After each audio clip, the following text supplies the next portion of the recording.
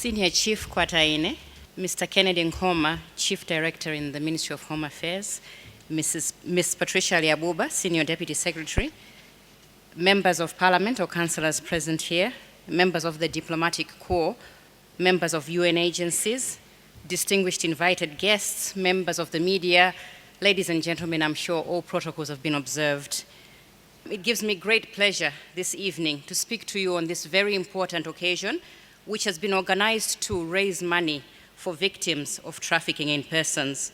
I would like to thank the Ministry of Homeland Security for taking this great initiative, because it shows initiative right from the seat of government that Malawi is serious about finding shelter for those in our society that have been disadvantaged by the actions of some who only care about money. Trafficking in persons, as you have seen, is a very serious crime. The girls we saw on the video have experienced a very traumatic ordeal, but they have been worse, and the numbers keep growing on a daily basis. According to the Malawi Police Service, during the period of 2014 and 2016, there were a total number of 142 victims of trafficking in persons. The majority of traffickers apprehended were Malawian nationals. So a lot of trafficking is happening even within the country, people being taken from one part of the country to the other. They are taken without any resources. And when a trafficked person from Cholo is found in Kasungu, they cannot be kept anywhere because there isn't any infrastructure to keep them in a safe place while waiting to repatriate them.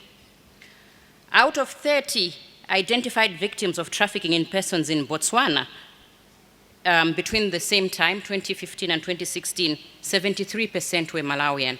So a number of Malawians are stranded in the SADC region as well as beyond, as we saw in the video. In 2017, there were 121 victims of trafficking.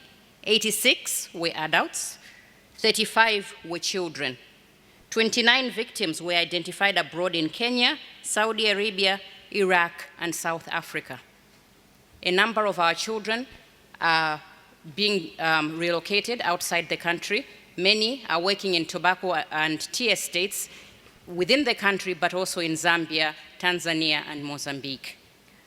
Those that are found working in the labor industry suffer exploitative conditions. They don't rest. But many of these women and girls who are trafficked also face sexual exploitation. Let me share the details of a sad case that happened in Malawi in 2005 when 3 female workers of trafficking were intercepted in a sex establishment in the Netherlands. They were aged between 15 and 17. From the youngest, who was only 15, they were forced to have sexual relations with over 12 men a night. Trafficking is real, and the girls suffer. A trafficking victim who isn't given proper services is prone to being trafficked again and again. When you come back home and you have nothing to come back to, you would rather go back abroad to find something to show for the time you were abroad. And ladies and gentlemen, trafficking doesn't discriminate. It doesn't look at education. It doesn't look at economic status. Every person in this room can be a victim of human trafficking. So when we make the call to say we need funds, we need assistance, it is to help those that are affected who could easily be one of our family members. For many of us who attend international functions, how many have been met at the airport with somebody who has your name tag? You do not know who this person is who has come to meet you at the airport, you just go along with them. People have been trafficked in that way. So this is just a wake-up call to say, today it's those ladies we saw on the video. Tomorrow it could be me, it could be you, it could be our daughters. So today's event is a unique opportunity for us to inspire more effective collaboration with the state to prevent and combat trafficking in persons, and most importantly, to confirm our commitment through our contribution for the support of shelters and support to victims. We should all acknowledge that no single agency can end trafficking in persons. As government, it needs to engage closely with stakeholders across government in partnership with NGOs, the media, faith institutions and communities, the business community, academia, and through regional and international collaborations. More effective collaboration between each of these sectors is not only vital to expanding awareness and toward the understanding of these serious issues, but it also leverages our expertise and collective efforts to prevent and address these serious crimes. As a nation, we need a common approach to address common challenges as our basic tenets of partnership.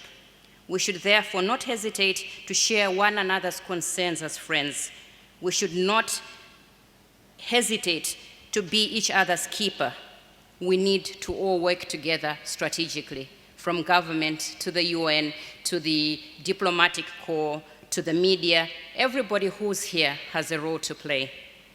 I therefore ask you, motivate you, inspire you to dig deep in your pockets, find ways to assist in filling up this fund so that Malawi can stand tall amongst other international partners and say, we have a safe place for victims of trafficking. We care, and we want to show the world that as a nation, we are not going to let this vice go about without us taking confident steps towards eradicating it. Thank you very much for your attention. God bless you as you all contribute generously.